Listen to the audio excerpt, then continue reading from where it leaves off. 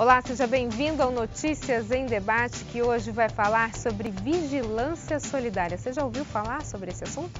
Sobre isso a gente conversa então com o Coronel Armando Bezerra Leite, coronel da PM da Reserva, franqueado da Vigilância Solidária em Santos. Boa noite, coronel, bem-vindo. Boa noite, obrigado pelo convite. Vai ser um prazer poder estar esclarecendo a população de Santos e da Baixada sobre esse conceito novo, né, da segurança colaborativa, economia colaborativa, essa forma nova de fazer as coisas, onde a gente não vai mais depender exclusivamente do poder público, ou ao contrário, a população passa a contribuir de alguma forma com o poder público também. Vamos entender então um pouquinho melhor, destrinchar esse assunto. Eu gostaria que a gente começasse falando sobre a questão da segurança na nossa região. Como é que o senhor vê, enquanto coronel da Polícia Militar, né, da Reserva, como é que o senhor vê o retrato hoje da nossa região em relação à segurança? Então, assim, eu, apesar de ter passado para a inatividade em 2011, eu cheguei a comandar o batalhão aqui da cidade de Santos, mas eu continuo acompanhando os acontecimentos, né? Nós temos vários grupos de oficiais que na inatividade acompanham os acontecimentos, muitas vezes a gente até contribui com algumas opiniões para os colegas que ainda estão na ativa, e a gente percebe que o trabalho vem sendo desenvolvido de uma maneira adequada. Os índices criminais na nossa região continuam em números satisfatórios, né? No estado de São Paulo como um todo, a situação ainda está sob controle, diferente de outras regiões do Brasil, onde a gente vê problemas muito mais sérios acontecendo. Mas é evidente que o poder público, as pessoas têm que a todo momento buscar alternativas para que essa situação se mantenha em equilíbrio e possa reverter, para que a criminalidade possa efetivamente cair, para que os delitos que aconteçam possam ser efetivamente investigados, chegar à autoria e capturados os infratores. Então, para isso é que a polícia e a população têm que buscar as alternativas disponíveis para poder melhorar essa situação. A gente percebe assim que por mais que o poder público e a polícia, né, estejam envolvidos fazendo diversas ações, a sensação de insegurança na nossa região ela ainda é bastante considerável, né? Sim, eu acho que não só na nossa região. A gente acompanha os noticiários, os programas televisivos, inclusive programas policiais. A gente tem vários canais que se dedicam exclusivamente a esse tipo de abordagem. E essa violência a gente acaba trazendo para dentro de casa. Então, mesmo que no bairro que a gente resida não tenha nenhum acontecimento mais grave, mesmo que na cidade onde a gente esteja residindo, nenhum fato fora do comum tenha acontecido, ainda assim, psicologicamente, a gente acaba se sentindo mais inseguro, por conta dessa violência que, sem querer, a gente acaba trazendo para dentro de casa. E aí a pessoa começa, então, a procurar alternativas, né, coronel? Sim, sim. Hoje em dia, assim como na questão da saúde, por exemplo, as pessoas precisam se vacinar, fazer acompanhamentos médicos, tomar medicação, ou seja, adotar aquelas medidas de prevenção, né, para poder manter a sua saúde em boas condições, muitas vezes até investindo em algo mais, né, numa vida mais saudável, atividade física, alimentação regular. Da mesma forma, a segurança se impõe nessa condição. É preciso que o cidadão perceba e entenda que viver em grandes centros, viver em cidades maiores, mais estruturadas, ele acaba se expondo também à criminalidade e à violência. E, portanto, buscar as alternativas disponíveis do ponto de vista tecnológico, ou às vezes até do ponto de vista até de uma alteração de rotina, né? Se organizar na chegada e na saída de casa, iluminar sua residência, acompanhar os acontecimentos, observar o redor, para não se expor desnecessariamente a situações de risco. Agora, para ter toda essa mudança no modo de pensar e agir, para trazer uma certa segurança, não sei se é segurança ou a sensação de segurança, né? Existe também essa questão da economia colaborativa, que é algo que tá tomando forma de um pouco mais, né? As pessoas estão buscando formas alternativas de se viver, seja na profissão, seja em vários quesitos da nossa sociedade, e na segurança é um deles. Eu gostaria de a gente começar agora, para chegar na vigilância solidária, o que é essa economia colaborativa, como que ela trabalha, como que a tecnologia está inserida nesse sistema. A verdade é que o investimento em segurança geralmente é um investimento muito caro. Tão caro que muitas vezes só quem tinha condições de realizar esse tipo de investimento era o poder público. Até recentemente a gente via as prefeituras fazendo um investimento alto, tentando buscar melhores condições de medidas primárias de prevenção, em particular a questão de iluminação, a questão de monitoramento por imagem e tudo mais, mas isso até para o poder público foi se tornando difícil em vista da situação que o país atravessou nos últimos anos. E aí as pessoas passaram a também precisar buscar a sua solução, mas para o cidadão comum também é caro. Montar um sistema particular de monitoramento, ele acaba sendo só viável para uma grande empresa, para uma grande estrutura, um grande comércio. E muitas vezes focado só em si, tentando se proteger, se preservar. A economia colaborativa acabou influenciando o lançamento desse tipo de produto, onde você, ao invés de simplesmente olhar para si e se proteger, você procura interagir com os seus vizinhos, envolver a comunidade, né, até dentro daquele conceito de vizinhança solidária, né, onde um ajuda a vigiar o outro, eu vigio o meu quintal e você vigia o meu quintal também quando eu estiver fora, né? E como a vida comunitária moderna ela acaba sendo influenciada pela tecnologia, a vigilância solidária veio suprir essa situação. Então, através de um sistema de câmeras, você permite que essas imagens sejam viabilizadas e disponibilizadas não só para si, mas também para os seus vizinhos e muitas vezes para os vizinhos de bairros distantes. Aqui em Santos, por exemplo, no nosso conceito, a gente pretende abrir as imagens da cidade para o cidadão. Então, o cidadão vai poder ter acesso a essas imagens e proporcionar, inclusive, ao poder público acesso a essas mesmas imagens. Vai ser um Big Brother, é isso? A verdade, assim, algumas pessoas se queixam ou reclamam ou não entendem muito bem isso, mas isso está acontecendo no mundo inteiro. Esse movimento de monitorar cidades começou em Londres, alguns anos atrás. Londres é talvez uma das cidades mais seguras do mundo, mas ao mesmo tempo é a cidade mais monitorada do mundo, né? E por que ela é mais segura? Porque provavelmente esse monitoramento garante a capacidade, por exemplo, de evitar delitos e da polícia poder investigar aqueles que não puderam ser evitados. Então as cidades do Brasil também estão caminhando para isso. Nós já temos algumas cidades da região com um sistema de monitoramento público, mas é um sistema caro. É o possível para aquela época em que eles começaram. Então, era um sistema que exigia um alto investimento do poder público, um sistema de infraestrutura de cabeamento que era caro para poder se instalar, e depois também a manutenção desse equipamento acaba criando uma dificuldade muito grande, porque muitas vezes o fluxo de caixa do poder público não é o ideal para poder manter 100% do equipamento funcionando 100% do tempo. A tecnologia mais moderna, ela é mais prática nesse sentido. Ela viabiliza que essa tecnologia, a câmera é considerada uma câmera tipo IP, uma câmera inteligente, portanto é uma câmera que você vai ligar na tomada, você vai acessar a internet através do 3G ou do Wi-Fi, e aí essa imagem vai ser gerada e vai ser enviada imediatamente para a nuvem. Então isso não vai impactar, por exemplo, na necessidade de um computador de grande porte para gerenciar essas imagens, e uma maior agilidade e facilidade para poder acessar e gerenciar as imagens também. No próximo bloco, a gente continua a falar como funciona a vigilância solidária. Nós voltamos em instantes. Até já. Notícias em Debate está de volta. O nosso assunto de hoje é vigilância solidária e sobre isso a gente conversa com o Coronel Armando Bezerra Leite, franqueado da Vigilância Solidária em Santos. Coronel, o senhor está explicando um pouquinho como é que é esse funcionamento, as câmeras onde elas são postas. É um mecanismo relativamente simples, se comparado às câmeras de monitoramento que as prefeituras utilizam, é isso? Sim, é uma tecnologia mais moderna, né? É o que nós temos de mais moderno no mercado hoje em dia.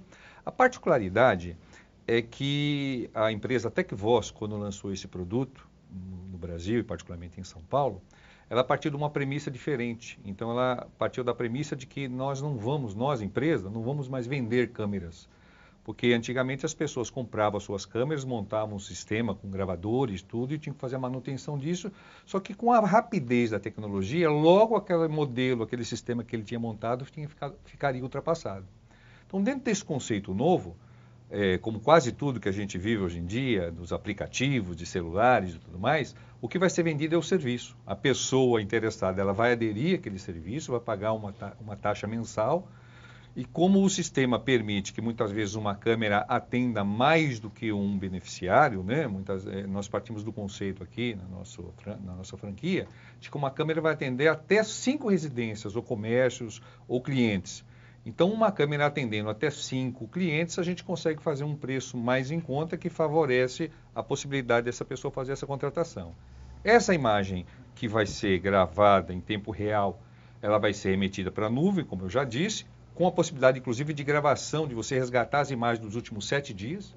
Então, um acontecimento que aconteceu 7 dias atrás, eu consigo buscar no aplicativo ou no celular, consigo fazer a gravação daquele momento que me é interessante e imediatamente já salvo aquele arquivo e remeto por WhatsApp, por Facebook, por e-mail. Então, é muito fácil a operação, né? E como a pessoa vai ter acesso não só às imagens que ele acessou, mas também, eventualmente, as imagens da câmera que está na porta da escola onde o filho dele estuda, ou do clube que ele frequenta, ou do salão de beleza que ele vai conseguir montar um mosaico que lhe é interessante, ou seja, quais daquele universo de câmeras existentes, quais as que interessam a ele ficar acompanhando. Ele abre, vê, busca a imagem que interessa, o filho dele diz que foi em tal local, você vai lá, abre, vê se ele realmente está lá, se está tudo ok. É para vigiar todo Então, mundo. é exatamente o Big Brother que você acabou comentando, é uma realidade que o mundo moderno nos impõe. Agora, Coronel, tem a sua parte boa, mas também tem a sua parte, que eu diria, não tão boa. Sim. Por quê? A gente vive num país, por exemplo, o senhor falou da questão da saúde, a gente vive num país onde a saúde ela é ineficaz, ineficiente, as pessoas precisam contratar um plano de saúde para ter o mínimo possível. A partir do momento que a gente pensa que a vigilância solidária ela é necessária para nos dar essa sensação de segurança, a gente também não está dizendo que o poder público não está fazendo nada ou ele é ineficaz, ineficiente. Será que não está se colocando a responsabilidade do que seria do poder público para o cidadão? Pode-se olhar por esse ponto de vista também, mas pode-se olhar pela realidade. O fato é que hoje a maioria das pessoas, pelo menos aquelas que se sentem mais vulneráveis, né, os comerciantes, as empresas, escolas, muitas vezes até algumas residências que se sentem mais expostas ou que já foram invadidas, hoje já investem nesse tipo de sistema, né? Talvez não exatamente essa tecnologia, muito provavelmente aquela mais antiga, com a particularidade de que sempre ele procurava se vigiar para si. Então, um exemplo muito simples. Hoje, na maioria dos prédios aqui da Baixada Santista, é possível você acessar a imagem da portaria do seu prédio a partir da sua TV. Sim. Então, você consegue ver isso e isso já é fato consumado. E qual a diferença desse conceito existente para o nosso? A diferença é que eu não vou precisar estar na frente da minha TV para poder ver essa imagem. Eu posso ver essa imagem antes de chegar em casa, inclusive abrindo no celular. Então, dá para ter isso num aplicativo do celular. Sim, se você estiver usando pelo app ou se você estiver em um outro ponto qualquer, abrindo pelo notebook, pelo computador. Então, é uma realidade que se impõe. Como eu disse, ao poder público, ele já vem fazendo a sua parte, nem sempre é suficiente. A gente verifica, por exemplo, que uma cidade como Santos, há uma preocupação muito grande da prefeitura em gerenciar imagens das principais avenidas, dos locais onde existem próprios municipais, postos de saúde, escolas e tudo mais, mas é praticamente impossível imaginar que uma prefeitura pudesse monitorar todas as vias da sua cidade. Então, esse modelo, inclusive, mesmo nos locais onde já existe uma estrutura, proporciona uma capilaridade que o poder público nunca vai ter. Melhor estruturado que seja o sistema, como, por exemplo, a Praia Grande, que a gente conhece que é um sistema referência no país hoje em dia. Mas mesmo na Praia Grande, certamente seria útil para dar a capilaridade que o sistema existente hoje não proporciona. Agora, o que uma prefeitura, por exemplo, a gente está falando aqui da nossa região, né? Se tratando de Praia Grande, Santos, São Vicente, sim, o que uma prefeitura estaria de benefício? Nós procuramos o poder público em Santos, particularmente, no sentido assim de viabilizar, de proporcionar essas imagens para a prefeitura ou para a polícia. Então, assim, hoje em dia, aconteceu um evento criminal qualquer, numa determinada avenida, em frente a um posto de gasolina, por exemplo. O setor de investigação da polícia, no dia seguinte, ou horas após, vai procurar aquele local para verificar se tinha câmeras, né? O caso da Marielle do Rio de Janeiro foi um exemplo bem característico. Sim. Assassinaram a vereadora na cidade. Nós só conseguimos ver as primeiras imagens do evento 2 dias depois. E, na verdade, do evento mesmo não existe. Existem as imagens de câmeras particulares do local onde o veículo dela estava estacionado. 2 dias depois apareceram outras imagens do percurso que ela transitou. Ou seja, a própria investigação levou horas ou dias para começar a ter acesso às primeiras imagens. Um modelo como esse, que ele conseguir efetivamente alcançar uma capilaridade maior, vai permitir, por exemplo, com um acontecimento que ocorra agora, e que a pessoa ligue para a polícia para informar, acabou de acontecer um delito em determinada rua. Se for sabido pelo órgão público, pela polícia ou pela prefeitura, que naquele local existe uma câmera, ele imediatamente pode abrir o aplicativo e resgatar a imagem de 1 minuto ou de 1 hora atrás. Ele consegue fazer iniciar as diligências investigatórias praticamente imediato. Isso vai favorecer em muito a elucidação de delitos. Há uma tendência, aliás, os estudos demonstram que quando o local é efetivamente vigiado e a criminalidade toma consciência disso, até pela divulgação que a mídia faz de acontecimentos anteriores, há uma tendência que a criminalidade naquele local também reduza. Porque o infrator, ele sempre vai buscar o caminho mais fácil. Então, se ele souber que ele corre o risco de ser capturado por praticar o delito naquele dia ou naquele local, ele vai evitar de fazer, não vai fazer mais para não se expor, porque o criminoso também não quer ser preso. Ok, no próximo bloco a gente continua a falar sobre vigilância solidária. Nós voltamos em instantes. Até já. Notícias em Debate está de volta. O nosso assunto de hoje é vigilância solidária e sobre isso a gente conversa com o Coronel Armando Bezerra Leite, franqueado da Vigilância Solidária em Santos. Coronel, a gente está falando de um sistema de segurança que é responsabilidade das pessoas, na verdade, e precisa ser comprado. Isso não acaba dando oportunidade só para os mais ricos terem segurança, se a gente for pensar assim? O modelo anteriormente existente, eu diria que sim, porque o investimento era muito alto. O interessado, ele tinha que comprar o equipamento, fazer a instalação, a manutenção, isso gerava um custo de implantação muito alto e que logo ficava defasado com a rapidez do desenvolvimento tecnológico. Esse produto, como eu disse, ele é possível de ser rateado entre vários pagantes. O custo acaba ficando muito menor. E a experiência tem demonstrado, por exemplo, na capital, em São Paulo, esse produto vendeu tão bem nos bairros nobres como nos bairros pobres. Aliás, vendeu muito mais rapidamente nos bairros mais periféricos, porque são aqueles bairros onde a presença do poder público é menos sentida, né?